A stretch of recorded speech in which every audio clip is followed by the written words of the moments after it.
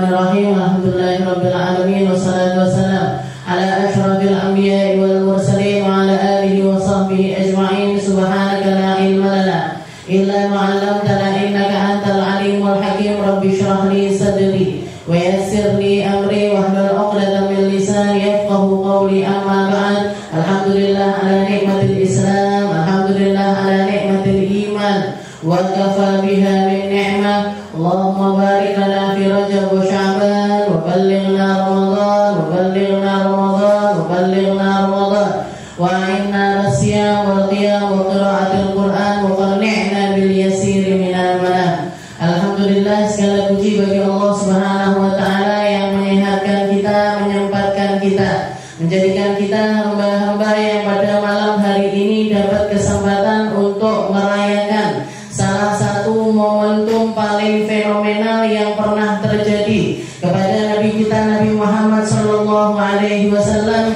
sekitar 1400 lebih tahun yang lalu. Nabi Muhammad diperjalankan oleh Allah Ta'ala minal masjidil harami ilal masjidil aqsa, dari tempatnya beliau, dari tanah kelahirannya beliau, yaitu Makkah al-Mukarramah, yaitu di sekitaran Masjidil Haram, diperjalankan oleh Allah Ta'ala sampai ke Masjidil Aqsa yang ada di Palestina. Setelah itu diangkat setinggi-tingginya oleh Allah Ta'ala sampai ke Sidratul Muntaha. Dulu ketika setelah kejadian tersebut, ratusan orang, bahkan mungkin ribuan orang yang ada yang tinggal di Makkah, orang-orang kafir Quraisy mendustakan perjalanan tersebut di hadapan Nabi Muhammad SAW. Ada yang memalingkan wajahnya, ada yang langsung menepuk-nepuk kepalanya, ada yang menganggap, bahkan ada yang langsung mencaci maki Nabi Muhammad dengan mengatakan, Muhammad kamu benar-benar gila, Muhammad kamu benar-benar gak masuk akal, Muhammad kamu benar-benar halusinasi, Muhammad kamu benar-benar orang yang semacam ini dan semacam itu. Ribuan orang, ratusan orang mendustakan Nabi. Tapi sekarang ini, di saat ini, pada zaman ini, ribuan bahkan mungkin sampai jutaan orang merayakan peristiwa tersebut, mempercayai Nabi dengan segenap kepercayaan, mempercayai setiap apa yang diucapkan oleh Nabi di malam Isra Mi'raj tersebut dengan penuh keyakinan, dengan penuh keimanan, dengan penuh kesadaran bahwasanya peristiwa tersebut benar-benar terjadi kepada Nabi kita Nabi Muhammad SAW. Ini adalah sesuatu pembuktian yang Allah Ta'ala buktikan bahwasanya kebenaran mutlak itu akan selalu ditampakkan, bahwasanya sesuatu yang benar akan selalu diperlihatkan oleh Allah Subhanahu wa Ta'ala, dan sesuatu yang enggak benar akan selalu tidak dibenarkan. Entah kapan.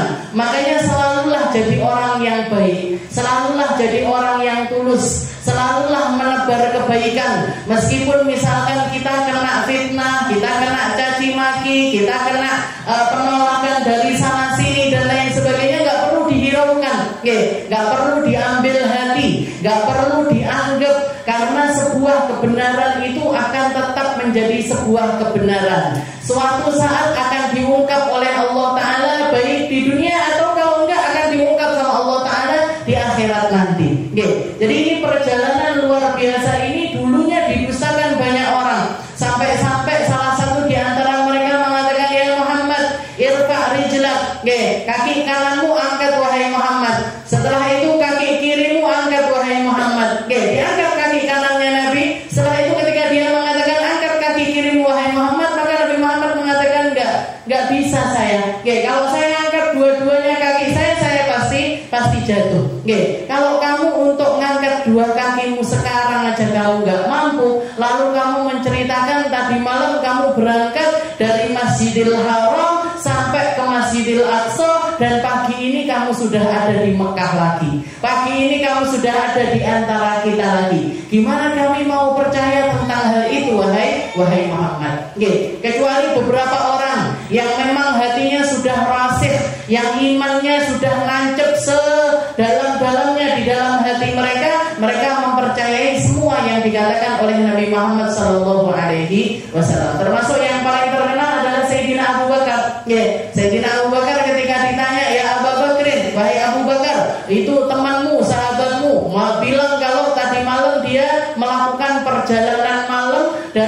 Masjidil Haram ke Masjidil Aqsa. Maka katanya Sayyidina Abu Bakar, kalau dia yang bicara, kalau Muhammad yang bicara, aku percaya tentang hal tersebut. Kamu percaya? Dengan perjalanan itu kamu percaya? Abu Bakar, percaya saya.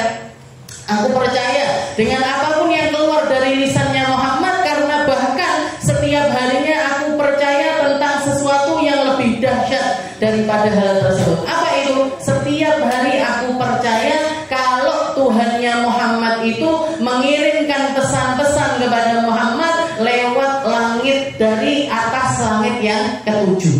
Setiap harinya saya percaya atas hal tersebut. Maka apa bedanya kalau sesekali Muhammadnya yang diundang untuk menemui sang penciptanya? Aku percaya dengan yang lebih jauh daripada itu. Maka setiap yang keluar dari Muhammad adalah sesuatu yang akan aku percayai. Maka beliau dikasih nama, dikasih julukan dengan nama Abu Bakar As-Siddiq. Jadi perjalanan Isra Mi'raj ini harus selalu kita ingat-ingat. Kenapa? Setiap tahun saya Isra Mi'rajan, setiap tahun solam bikin, majelis-majelis bikin, sekolahan-sekolahan Islam bikin, yang pada bentuk lomba-lomba, ada yang bentuk takbiran, ada yang bentuk ini, pokoknya semuanya nginget-nginget perayaan Isra Mi'rajnya Rasulullah SAW, karena ini termasuk bentuk keimanan tertinggi. Orang yang percaya dengan Isra Mi'rajnya Nabi, ini berarti masuk di dalam golongan mereka-mereka yang hatinya itu terpenuhi dengan keimanan. Karena ya dari satu kisah ke kisah yang lainnya, satu kisah ini sudah ajaib. Pindah ke kisah yang lainnya tambah ajaib lagi. Jadi yang main di situ sudah bukan logika. Gak bisa orang percaya sama Isra Mi'raj pakai logika, itu gak bisa, Bu. Jangan percaya kalau misalkan saya bilang, Bu, saya tadi malam itu operasi jantung. Operasi jantung saya tadi malam. Percaya jangan? Gak percaya. Kok sudah ngaji saja? Ini udah sekering jahitannya. Apa sudah selesai pengobatannya? Gak dirawat dulu apa gimana? Kan gak percaya. Kalau saya yang ngomong jangan gak mungkin percaya. Tapi ketika kita dikasih kisah Rasulullah sebelum berangkat Isra Mi'raj sama malaikat Jibril dibelah dulu dadanya. Dibelah itu bukan belahan kecil loh, Bu. Rasulullah menceritakan dari atas dada, dari dada bagian atasnya Nabi sampai ke perut bawahnya pusat. Berarti ini kan belahan yang sangat panjang. Belahan dibelah. Tapi Rasulullah nggak merasakan sakit sama sekali, tapi ngelihat. Nggak pakai dibius, nggak pakai dianestesi, nggak pakai dokter ini si tok. Cuma satu ya, malaikat Jibril dibantu sama malaikat Mikail. Malaikat Mikail pun nggak ikut mudik-mudik, cuma megangin air aja. Cuma megangin air yang dipakai untuk nyuci. Setelah itu diambil seperti halnya ketika beliau masih kecil, dibelah, disitu diambil sesuatu dari situ, dicuci, dikembalikan lagi, diusap balik kamakan, sebagaimana sebelumnya, tanpa ada bekasnya. Gak enek bekasnya jahitan, gak enek bekasnya belean, gak ada bekasnya sama sekali. Kalau kita pakainya ilmu logika, gak percaya, Bu. Gak percaya. Setelah itu Rasulullah diceritakan naik buruk, habis itu nanti mampir, bukan cuma perjalanan surut dari Mekah sampai ke Masjidil Aqsa, enggak, mampir ke banyak tempat, ke Bukit Tursina, ke Madinatul Munawwarah, ke Bethlehem dan lain sebagainya. Turun sholat, naik lagi, turun lagi, sholat lagi, naik lagi, turun lagi, terus seperti itu sampai ke Masjidil Aqsa. Maka yang berjalan di sini adalah sebuah keimanan. Ketika kita mempercayai apapun yang keluar dari lisan Nabi di dalam peristiwa Isra Mi'raj ini, gak pakai logika lagi, tapi yang kita gunakan adalah imanan mahdhiyan, keimanan murni kepada Allah Subhanahu wa taala dan keimanan murni kepada Nabi kita Nabi Muhammad sallallahu alaihi wasallam. Saya percaya ya Allah sama peristiwa Isra Mi'raj itu, saya percaya ya Rasul, saya percaya bahwasanya hal itu benar-benar terjadi kepada dirimu. Apapun, bagaimanapun bentuknya, seperti apapun keadaannya, saya tetap akan mempercayainya. Ini yang namanya keimanan murni kepada Allah Subhanahu wa taala. Dan itu dilakukan sama Allah Ta'ala. Istilahnya Nabi Muhammad dikasih hadiah perjalanan Isra Mi'raj tersebut sebelum beliau diizinkan untuk hijrah ke Madinatul Munawwarah, juga untuk mempersiapkan orang-orang yang akan membersamai perjuangannya Nabi ke Madinah. Jadi seakan-akan Isra Mi'raj itu kayak filter, kayak saringan. Allah Ta'ala lagi nyari mana orang-orang yang memang imannya ini kokoh untuk kemudian membersamai Nabi hijrah sampai ke negeri Madinah. Karena nantinya di negeri Madinah orang-orang Islam ini akan dibebani dengan berbagai macam syariat. Diajak perang sama Nabi, diajak sholat, diajak zakat, diajak puasa Ramadan, diajak kalau Rasulullah pengen berangkat haji, diajak berhaji. Jadi perjuangan-perjuangan yang bukan hanya tentang sesuatu yang tentang keilmuan saja, tapi tentang praktek dari ilmu tersebut. Praktek. Nanti Rasulullah ngajak berperang, ini jiwa raganya dipertaruhkan. Orang kalau pergi perang itu orang kalau pergi perang, kalaupun misalkan nggak meninggal dunia, minimal itu mesti luka. Kenapa? Karena di situ semua orang bawa senjata. Ada yang bawa pedang, ada yang bawa panah, ada yang bawa tombak. Istilahnya resiko untuk sakit fisik itu akan ada di depan mata. Jadi ini yang diperlukan adalah sebuah keimanan. Makanya ketika Rasulullah dapat perintah dari Allah Ta'ala untuk nanggepi tantangannya orang kafir Quraisy berangkat perang Badar, duduk Rasulullah termenung, bingung. Rasulullah bingung saat itu. Setelah itu ada salah satu sahabat Rasulullah cuma baru ngasih tahu beberapa orang sahabat terdekatnya, Sayyidina Abu Bakar, Sayyidina Umar, orang-orang terdekatnya dikasih tahu sama Nabi bahwasanya ada perintah untuk berangkat perang Badar.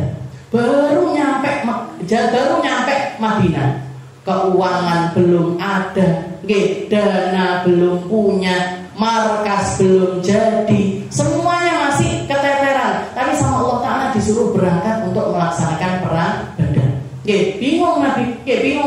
Lewat salah satu sahabat Ansar, dikatakan namanya adalah Miqdad bin Al-Aswad. Sayyidina Miqdad ini mendatangi Nabi. Setelah itu mengatakan, ya Muhammad, wahai Muhammad, apa kamu bingung gimana caranya ngajak orang-orang ini untuk melakukan perang? Gimana caranya ngajak orang-orang ini untuk melaksanakan peperangan bersama-sama dengan dirimu? Maka Sayyidina Miqdad mengatakan, ya Muhammad, wahai Rasul, wahai Nabi, kami tidak akan mengatakan kepada dirimu sebagaimana yang dikatakan oleh kaumnya Nabi Musa kepada Nabi Musa. Kami tidak akan mengatakan seperti perkataannya kaumnya Musa kepada Nabi Musa, di mana ketika Nabi Musa ngajak mereka berperang, mereka mengatakan, ya Musa, idhab anta wa rabbuk faqatala fanahnu hahuna qa'idun. Berangkat kamu wahai Musa, berangkat kamu beserta dengan Tuhanmu, aku tak lingguh hai nang kene. Udah loh, kalau Tuhan, aku tak lingguh nang kene. Karena orang kalau perang itu kalau enggak mati ya cacat, kalau enggak mati ya sakit, kalau enggak mati ya luka. Udahlah keluar dana, keluar ini semuanya. Kamu aja yang perang. Aku tak duduk di sini. Bal nahnu naqul, tapi kami orang Ansar akan mengatakan kepada wahai Muhammad, ya Muhammad, idhab anta wa rabbuka wa nahnu ma'aka muqatilun. Berangkatlah engkau beserta dengan Tuhanmu, dan kami pun juga akan ikut bersama berperang bersamamu. Bahkan di dalam riwayat yang lain beliau mengatakan, wa nahnu, kami akan ada di kananmu, di kirimu, di depanmu, di belakangmu. Terserah wahai Muhammad, kamu mau naruh kami di mana? Kamu mau ngambil harta kami seberapa? Apa yang kamu perlukan dari harta kami, ambil. Ambil. Kamu butuh unta, ambil unta kami. Kamu butuh kuda, ambil kuda kami. Kamu butuh alat perang, ambil alat perang kami. Bahkan kami pun juga akan membersamaimu untuk berangkat melaksanakan peperangan. Berangkat akhirnya 313 sahabat Nabi yang terbaik berangkat untuk melaksanakan perang Badar. Itu perang pertamanya Nabi. Jadi orang-orang yang dibawa sama Nabi hijrah dari Mekah ke Madinah ini setelah difilter, setelah disaring. Saringannya apa? Saringannya adalah peristiwa Isra Mi'raj. Peristiwa Isra Mi'raj ini saringannya. Ini sahabat-sahabat terbaik Muhammad yang bisa kamu pertaruhkan keimanannya untuk mensyiarkan, untuk mendakwahkan, untuk memperjuangkan agama Islam. Pondasi pertamanya Islam. Pondasi pertamanya Islam. Kalau bukan karena darah mereka, kalau bukan perjuangan mereka, kalau bukan karena keimanan yang ada pada diri mereka, kita nggak akan berislam dengan nyaman seperti sekarang ini. Islam nggak akan nyampe ke kita semacam ini, Bu.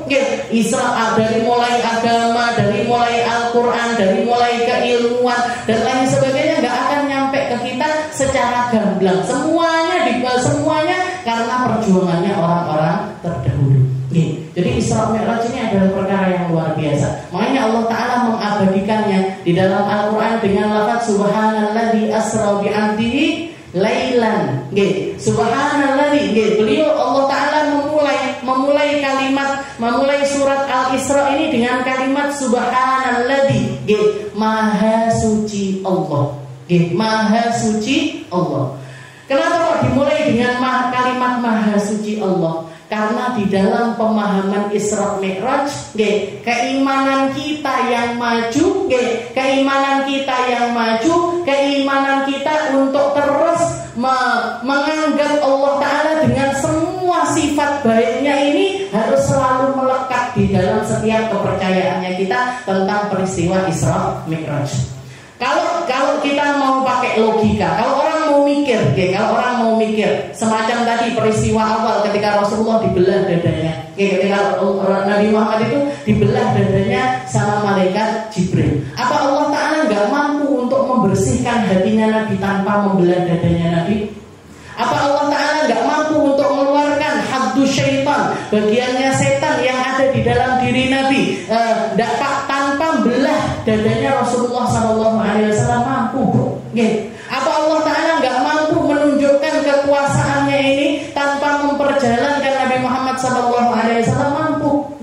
Tapi Allah Ta'ala melakukan itu semuanya. Allah Ta'ala membuat skenario seindah itu terjadi pada malam tersebut kepada Nabi Muhammad, nggak bukan untuk menambahkan keimanan di dalam diri kita. Ben awake dhewe tambah percaya, biar kita ini tambah kuat imannya, biar kita ini lebih bisa membayangkan, lebih bisa mendekatkan logika kita dengan keimanan kita kepada Allah Subhanahu wa Ta'ala. Dan itu yang dibutuhkan, rasa yang dibutuhkan oleh setiap orang yang berilmu, setiap orang yang bertakwa, setiap orang yang berjalan di jalannya Allah Ta'ala adalah kalimat subhanallah.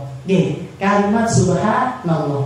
Orang berilmu, action hatinya atau rasa hatinya yang harus pertama kali keluar adalah mensucikan Allah Subhanahu wa Ta'ala. Orang dikasih ilmu sama Allah Ta'ala, orang dikasih kemampuan sama Allah Ta'ala, orang dikasih harta sama Allah Ta'ala, orang dikasih pangkat sama Allah Ta'ala, orang dikasih paras yang indah sama Allah Ta'ala, orang disempurnakan pembentukannya sama Allah Ta'ala. Tapi kalau yang keluar dari di dalam dirinya, aku sugih krana aku punya ilmu ini karena aku cantik ini ya karena aku perawatan, aku bisa nyanyi ini ya karena memang bakatku iso nyanyi. Lupa kalau yang ngasih semuanya itu Allah Subhanahu wa Ta'ala, maka semua yang dia miliki itu akan menjerumuskan dia, akan menghinakan dia, atau minimal gak akan membuat dia mulia di sisi Allah Subhanahu wa Ta'ala. Tapi kalau orang memiliki segala sesuatu, mau itu ilmu, mau itu harta, mau itu kecantikan, mau itu pangkat, terus eling, lalu setelah itu dia ingat kalau yang ngasih ini semuanya adalah Allah Ta'ala, sikap dirinya ini mensucikan Allah Subhanahu wa Ta'ala, maka semua yang dia miliki ini akan keluar berkahnya. Orang punya ilmu, sehingga kayak ilmu aku Gusti Allah. Yang ngasih jalan aku untuk nyampaikan ilmu Allah Ta'ala, yang memberikan aku kesempatan untuk berjuang ini juga Allah Subhanahu, mengembalikan semuanya kepada Allah Ta'ala, maka ilmu itu akan keluar berkahnya, akan akan keluar kemuliaannya, akan keluar kebaikannya. Oke, maka sudah sepantasnya saya berilmu ini sujud sama Allah Ta'ala. Sudah sepantasnya saya berilmu ini jadi orang yang khusyuk. Sudah sepantasnya aku jadi orang berilmu ini ngamalnya kabeh ilmuku. Sudah sepantasnya aku punya harta ini sedekah dengan hartaku. Sudah sepantasnya aku punya skill, punya kemampuan ini tak persembahkan semua kemampuan ini untuk perjuangan di jalannya Allah Subhanahu wa Ta'ala. Itu namanya sikap diri. Sikap diri, dan itu nggak bisa keluar kecuali pakai lafaz subhanallah. Seperti yang dilakukan sama orang-orang mulia, seperti yang dilakukan sama hamba-hamba Allah Ta'ala yang mulia. Para malaikat itu ketika Allah Ta'ala mengatakan inni ja'ilun fil ardi khalifah qalu wa taj'alu fiha ma yufsidu fiha wa yasfiku dima wa nahnu nusabbihu bihamdika wa nuqaddisu lak. Ketika Allah Ta'ala deklarasi, Allah Ta'ala mengumumkan sama seluruh penduduk langit, inni ja'ilun fil ardi khalifah. Bumi ini nanti tak kasih penghuninya yang akan jadi khalifah fil ard, yang akan ngisi bumi ini dengan peribadatan kepadaku. Katanya malaikat, ya Rabb, ataj'alu fiha ma yufsidu fiha wa yasfiku dima. Ya Allah, masa ini bumi mau diisi sama golongan makhluk yang sukanya itu bunuh-bunuhan, yang sukanya itu bunuh-bunuhan. Manusia itu suka bunuh-bunuhan. Kabar yang terakhir kemarin, ada orang di Tulungagung dimutilasi, dipotong-potong badannya, kepalanya ditaruh di Trenggalek, kakinya ditaruh di Ponorogo, badannya dimutilasi, ditaruh koper. Ini asal sifatnya manusia ini kalau ngikuti hawa nafsunya jadi lebih keji dari binatang kayak gini. Jadi lebih keji daripada binatang. Ini malaikat sudah tahu dari dulu, Bu. Atau ja'alu fiha ma yufsidu fiha wa yasfiku dima. Ya Allah, kenapa yang jadi penghuninya bumi ini orang yang sukanya rusak, makhluk yang sukanya rusak, yang sukanya dendam-dendaman satu sama lain, yang sukanya itu nyaci maki satu sama lain, yang sukanya itu gelut, yang sukanya enggak karu-karuan. Kenapa ya Allah? Wa nahnu nusabbihu bihamdika wa nuqaddisu lak. Padahal jenengan enggak butuh makhluk yang beribadah kepadamu ini, enggak butuh ya Allah. Kami malaikat ini nusabbihu bihamdika wa nuqaddisu lak. Kami selalu bertasbih memujimu. Kami selalu istilahnya selalu ingat kepadamu. Enggak pernah maksiat, bahkan enggak terbersih maksiat di dalam diri para malaikat. Katanya Allah Ta'ala, inni a'lamu ma la ta'lamun. Saya lebih ngerti dibandingkan kalian. Apa jawabannya malaikat? Subhanaka la ilma lana illa ma 'allamtana. Maha suci engkau. Ini sikapnya malaikat ini. Langsung mensucikan Allah Ta'ala, langsung memuji Allah Subhanahu wa Ta'ala, langsung memasrahkan kemampuan diri dan keilmuan diri ini kepada Allah Ta'ala. Subhanaka la ilma lana illa ma 'allamtana. Ya Allah, kami enggak ngerti kecuali apa yang engkau ngertikan. Kami enggak paham kecuali apa yang engkau fahamkan. Yang selalu dibaca sama orang-orang yang penceramah-penceramah, ustaz-ustaz, ustazah-ustazah kalau mau ngaji mesti ngambil ayat ini dulu. Buat pengingat diri. Malaikat aja yang ibadahnya luar biasa. Malaikat aja yang enggak pernah maksiat sama Allah Ta'ala. Malaikat aja yang enggak pernah melakukan kesalahan kepada Allah Ta'ala. Mereka ketika Allah Ta'ala mengatakan seperti itu, subhanaka la ilma lana illa ma 'allamtana. Innaka antal alimul hakim. Ya Allah, jenengan yang paling bijaksana. Ya Allah, jenengan yang paling tahu dengan segalanya. Ini sikapnya para makhluk yang punya keimanan dengan cara yang benar. Nabiullah Isa juga seperti itu. Ketika Allah Ta'ala mengatakan, ya Isa ibn Maryam anta qulta lin-nasi ittakhiduni wa ummi ilahaini min dunillah. Wahai Isa, apa benar kamu dulu mendakwahkan kepada kaummu untuk orang ini suruh nyembah kamu sama ibumu? Yang keluar dari lisannya Nabi Isa, subhanaka ya Rabb, maha suci engkau ya Allah. Ma qultu lahum illa ma amartani bih. Saya enggak pernah bicara kecuali seperti apa yang jenengan perintahkan. Anibudullah rabbi wa rabbikum. Sembahlah Allah Tuhanku dan juga Tuhannya kalian semua. Jadi lafaz subhanallah itu seperti itu. Makanya kalau buat ngingetin diri, ketika kita lupa diri, ketika kita punya kerentek-kerentek yang nggak benar, ketika kita punya keinginan-keinginan yang nggak benar di dalam harta kita, di dalam waktu kita, ini enaknya apa ya nganggur-nganggur ini sedelok TV ya. Subhanallah, subhanallah. Lek sing didelok apik-apik ndak apa-apa. Lek sing didelok mau gandeng ya subhanallah, subhanallah. Ya Allah, moto kok Gusti Allah mesti didelok sing ngeten-ngeten iki paten ganti atau ganti channel ya, ceramah-ceramah. Jadi buat pengingat diri. Mau makan, ya Allah subhanallah, makannya hari ini seperti biasa, nasi sama lodeh terong misalkan. Tapi ini semuanya dari Allah Ta'ala, subhanallah. Subhanallah, buat apa? Buat nyucikan diri, nyucikan lisan, nyucikan pikiran, nyucikan rasa hati, biar selalu lurus, biar selalu tujuannya kita itu karena seperti sifatnya orang-orang terdahulu ataupun juga makhluk-makhluknya Allah Ta'ala yang mulia. Malaikat seperti itu, Nabi Isa seperti itu, para nabi-nabinya Allah Ta'ala semuanya memiliki sifat-sifat yang semacam. Jadi di sini Allah Ta'ala memulai dengan kalimat subhana. Subhanalladzi asra bi 'abdi.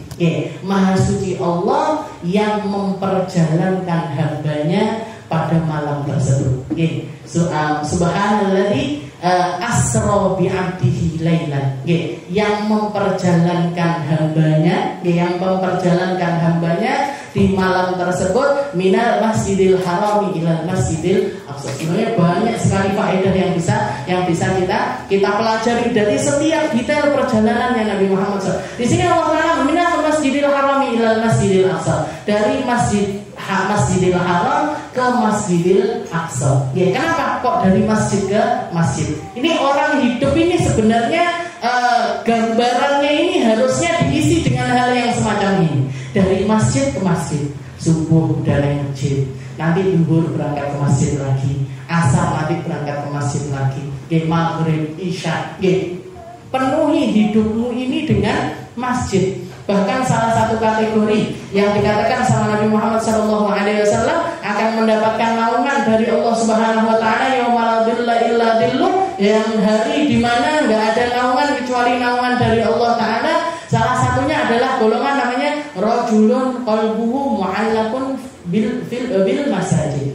Orang-orang yang hatinya ini terikat sama masjid. Orang-orang yang hatinya ini terikat dengan mu'allaq itu tergantung, digantung. Bukan berarti aduh mlebu masjid ada jantung, enggak gitu maksudnya. Tapi yang dimaksud adalah hati kita ini terikat dengan masjid. Angan-angannya itu cuma seperti itu. Subuhan naik masjid, nanti pulang, nanti zuhur ke masjid lagi, nanti pulang, asar ke masjid lagi, maghrib, isya, terus seperti itu. Kalau enggak gitu, misalkan kita lagi bepergian, yang dicari juga selalu masjid. Saya mau berangkat dari Tulungagung ke Surabaya, yang direncanakan, yang masuk list perencanaan ini bukan cuma tentang kulinernya aja. Kok sarapan neng dio, kok makan lawan neng dio, bukan cuma itu, tapi nanti sholatnya di masjid mana ya, nanti ngampiri masjid sing endi, nanti nyampe kita enaknya sholat duhur asare neng di, enaknya sholat maghrib isyaknya di mana, ini namanya rajulun mu'allaqun bil masjid. Orang-orang yang hatinya itu terpaut dengan masjid. Bahkan bukan cuma sholatnya aja yang kita perhatikan, tapi kita punya perjuangan dengan masjid tersebut. Didelok masjidnya, kok reget disakoni, kelihatan kok masjidnya lampunya redup-redup, nanti dhuwur ditukokne lampu dibenahi. Kok kelihatan rukuh-rukuhe kok mambune ndak enak, diambil dicuci. Dari iso aku lek mbah kabeh tak loro ae, awakmu loro ya, awakmu loro. Jadi mukenanya di masjid selalu bersih. Dilihat kok karpetnya masjid kok bau, dilontrikan. Mumpung ini mau Ramadan, Bu. Mau Ramadan jangan bisa panen banyak pahala. Ayo perhatikan masjid-masjid kita. Kok ada kurangnya ini, ketoke kok enak lek ada ini. Kok kipasnya macet-macet, yo urunan. Kalau nggak bisa nyumbang sendiri, nyumbang bareng-bareng. Kalau nggak bisa nyumbang pakai harta, kasih ide. Kasih ide. Aku melek ganti kipas masjid, tapi aku pas gak duwe. Yo jajal menjawil bukui atau pak kui, yo dijawili biar masjidnya tambah nyaman. Jadi kebersihannya masjid diperhatikan, acara-acara di masjid kita perhatikan, isi dari masjid juga kita perhatikan. Masjid kok pangga dikunci terus, nggak sadane nyapo to, ora enek tukang imame ndak enek, tukang adane yo ndak enek. Ya Allah, ayo jajal digolek nih, siapa nanti didatangi orang-orang yang suaranya bagus, yang ngerti, ayo nanti dijadwal sholatnya, yang azan, mosok masjid wis ngadeg di istilahnya diterbengkalai begitu saja. Jadi diperhatikan masjid-masjid terdekatnya kita, musola-musola terdekatnya kita, ayo kita perhatikan, karena sebenarnya kehidupannya manusia itu Nabi Muhammad aja peristiwa Isra minal Masjidil Harami ila Masjidil Aqsa, dari Masjidil Haram ke Masjidil Aqsa. Bersih-bersih masjid itu pahalanya besar. Bahkan itu termasuk salah satu tugasnya Nabi Ibrahim. Nabi Ibrahim sama Nabi Ismail, begitu selesai pembangunan masjid, Al-Tahhiro baitiya lit-thaifina wal-'akifina war-ruk'i sujud. Nanti bagian tugas bersih-bersihnya masjid itu bebannya ada di Nabi Ibrahim sama Nabi Allah Ismail. Tugas mulia Bu, bersih-bersih itu. Bersihin masjid itu termasuk sesuatu perkara yang mulia. Jadi ojo ndak ero-ero, masjidnya rega sok ndak ngerti, sok ndak delok, jadi dibersihkan. Minal Masjidil Haram ila Masjidil Aqsa alladzi barakna haulahu, dan semuanya itu mendapatkan keberkahan dari Allah Subhanahu wa taala. Dan banyak sekali kisahnya, dari Masjidil Aqsa, di Masjidil Aqsa itu Nabi Muhammad ketemu sama banyak nabi. Salah satu hal yang menarik, ada satu momen di mana Nabi Muhammad ini ketemu sama Nabi Allah Ibrahim. Ketemu sama Nabi Ibrahim. Setelah itu komentarnya Nabi, ketika saya ketemu sama Nabi Ibrahim, saya lihat ternyata parasnya Nabi Ibrahim itu sangat mirip sekali dengan parasku. Aku ternyata dikasih paras semacam ini sama Allah Ta'ala, itu sangat mirip dengan mukanya Nabi Allah Ibrahim, yang menunjukkan kalau sesungguhnya ayah yang baik itu selalu bangga dengan anak-anak yang baik. Anak yang baik juga pantas untuk membanggakan orang tuanya yang baik. Orang tua baik, itu yang diingat-ingat dari anaknya ya yang baik-baik. Begitu juga dengan anak-anak yang baik, itu mereka pantas berbangga dengan orang tua mereka yang baik. Nabi Muhammad itu berbangga, aku tiba-tiba mirip karo Nabi Ibrahim. Saya ternyata dari segi fisik sama wajah ini mirip sekali dengan Nabi Allah Ibrahim. Dan Nabi Ibrahim pun ketika nanti yang kisah di mana beliau naik ke langit-langit itu, salah satu orang yang ditemui sama beliau kan juga Nabi Allah Ibrahim. Dan Nabi Ibrahim mengatakan, ya Muhammad, pertama marhaban bil ibni salih wan nabi salih. Selamat datang wahai putraku yang baik dan juga seorang nabi yang baik. Disambut sama Nabi Ibrahim seperti itu. Bahkan Nabi Ibrahim kirim salam sama kita semuanya. Kirim salam sama umatnya Nabi Muhammad SAW dan beliau mengatakan, ya Muhammad, akri li ummatika minni assalam. Ucapkan salam, kirim salam. Saya kirim salam wahai Muhammad kepada seluruh umatmu. Wa akhbirhum, dan kabarkan kepada mereka wahai Muhammad, innal jannata laturbatun thayyibatun. Katakan kepada mereka bahwasanya surga itu adalah sesuatu yang nyata, dan itu adalah sebuah tempat tinggal yang tanahnya itu luar biasa indah. Azbatun ma, airnya sangat jernih, airnya sangat nikmat untuk dinikmati. Wa anna ghirasaha, dan katakan kepada umat wahai Muhammad bahwasanya orang kalau pengen masuk surga juga harus mempersiapkan surganya masing-masing. Persiapannya dengan apa? Katakan bahwasanya tumbuh-tumbuhan di dalam surga itu tumbuh setiap kali seseorang itu mengucapkan subhanallah walhamdulillah wala illallah wallahu akbar. Jadi setiap tumbuhan di dalam surga itu tumbuh dari setiap tasbihnya kita, dari setiap kalimat-kalimat thayyibah yang keluar dari lisan kita. Jadi saya tidak tahu pikiran, misalkan dia masuk surga, surganya gersang, daerah wite, nggak ada hijau-hijaunya. Jangan kalau mau surganya ini indah, ada tanaman yang warnanya hijau, ada tanaman warnanya merah, ada yang tanaman warnanya putih, banyak-banyak pikiran. Pakai kalimat subhanallah, alhamdulillah, la ilaha illallah, wallahu akbar. Dan ini juga para ulama mengatakan bahwasanya seseorang itu seperti yang dikatakan di dalam syair, ada satu syair yang mengatakan laisal fata man yaqulu abi abi walakinnal fata man yaqulu ha anadza. Seseorang itu patut berbangga bukan karena abahku gini, bapakku gini, kakekku gini, aku turunane wong ini, enggak. Tapi seorang yang bisa membanggakan dirinya adalah ketika mengatakan ha anadza. Ini loh aku. Ini loh aku yang berjuang, ini loh aku yang melakukan, ini loh aku yang istilahnya melakukan ini itu dan lain sebagainya. Karena percuma, anaknya orang baik kalau dia nggak baik percuma, anaknya orang soleh kalau dia nggak soleh percuma, anak keturunannya orang-orang mulia kalau dia nggak mengambil kemuliaan dari leluhurnya itu juga nggak akan dianggap sebagai sebuah kemuliaan. Makanya Nabi Ibrahim di sini berbangga dengan Nabi Muhammad SAW dengan mengatakan marhaban bil ibni saleh wan nabi saleh. Selamat datang wahai seorang putra yang baik, dan juga seorang nabi yang baik. Disambut, makanya Nabi Muhammad itu di setiap langit-langit itu, dibukakan langit pertama, ketemu sama Nabi Allah Adam.